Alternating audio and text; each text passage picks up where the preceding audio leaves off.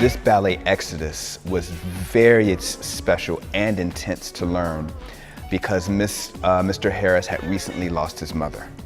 And of course, he was inspired to create something, I guess to voice or some way mourn. And even in the creation, he even lost another family member. So he was dealing with a lot of loss. At the same time, dealing with a lot of social tension between African American men and the police within the States.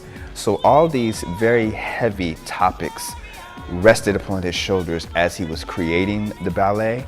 And the result, I feel, is one of the most moving works that we have gained in a long time, specifically because it does speak directly to something that we were experiencing as a culture, as a society, as a nation.